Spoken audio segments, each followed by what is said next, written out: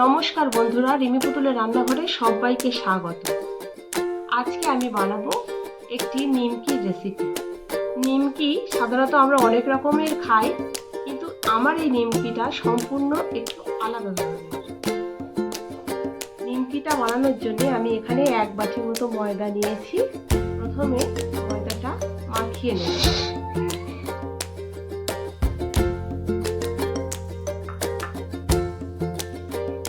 পাত্রে ঢেলে নিলাম। এখন এর মধ্যে দিয়ে দেব হাতে প্রেস করে কিছুটা জোয়ান। যে কোনো এই তেলে ভাজার মধ্যে আমরা যদি জোয়ান ব্যবহার করি তাহলে একটু অম্বলটা কম হয়। এবার দিয়ে দিচ্ছি স্বাদ মতো নুন। আর জোয়ানের জন্য কিন্তু স্বাদটাও একটু অন্যরকমের হয়। শুকনো উপকরণটা হাত দিয়ে একটু মাখিয়ে নিয়ে এর মধ্যে দিয়ে দিচ্ছি ময়ানের জন্য সাদা তেল। সাদা তেল 2 চামচ মতো দিয়ে দিলাম। ময়ানটা এখন হাত দিয়ে ঘষে ঘষে ভালো করে মাখিয়ে নেব।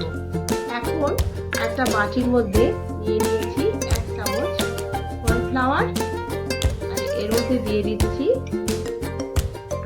1.5 চামচ মতো সাদা তেল। এটা একটা এইরকম ব্যাটার বানিয়ে সাইডে রেখে দেবো। 15 মিনিট পরে ঠান্ডা করছি, করে ময়দাটা আরও একটু এরকম করে হাত দিয়ে মাখিয়ে নিচ্ছি।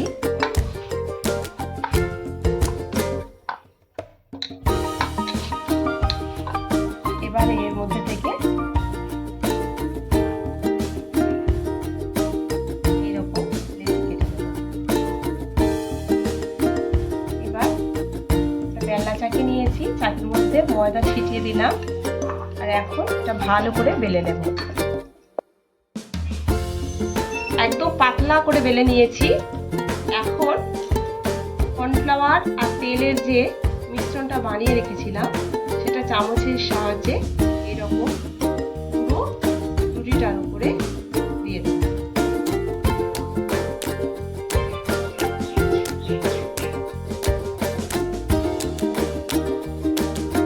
দিয়ে এপাশ থেকে এরকম ভাঁজ করে দেব, এপাশ থেকে ভাঁজ করে দেব। ভাঁজ করে দিয়ে আবার এদিক থেকে এরকম ভাঁজ করে দিয়ে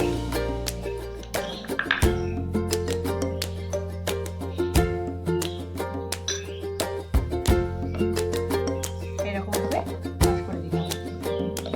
এখন এই রুটিটা আবারও বেলে নেব। রুটিটা আবারও বেলে নিয়েছি। আবারও বেলে নেওয়ার পর একই পদ্ধতিতে আমি এই রকম কর্নফ্লাওয়ারের মিশ্রণটা দিয়ে চামচ দিয়ে পুরো রুটিটায় মাখিয়ে নিচ্ছি।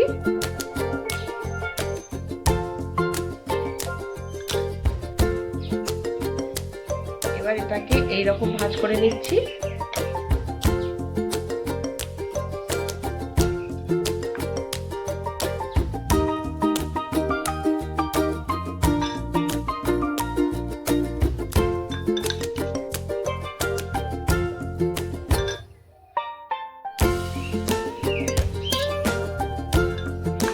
উপর থেকে দিয়ে এইরকম ভাঁজ দিয়ে নিলাম। দিয়ে আবারও আমি এটা বেলে নেব। 3 থেকে 4 বার এইরকম করে ভাঁজ করে নেওয়ার পরে এখন রুটিটা আমি এইরকম ভাবে পিস পিস করে কেটে নেব।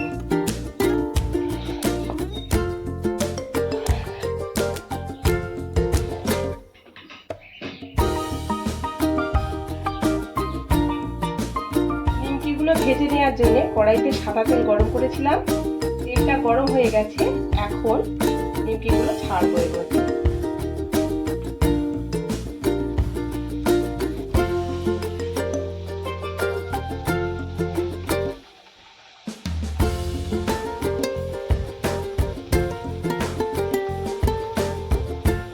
আর বেশি দেব না, এইগুলোই মিডিয়ামে ভেজে নেব।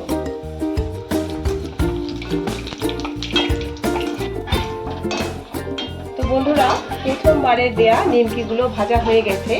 এগুলোকে এখন তুলে নিচ্ছি আর এই একই রকমভাবে সব নিমকিগুলো ভেজে নেব। তো বন্ধুরা, তৈরি হয়ে গেছে আমার আজকের নিমকির রেসিপিটি। ভিডিওটি পুরো দেখার অনুরোধ রইল। আর যদি ভালো লেগে থাকে লাইক, শেয়ার, কমেন্ট করে জানাবেন। চ্যানেলটিকে সাবস্ক্রাইব করে আমার পাশে থাকবেন।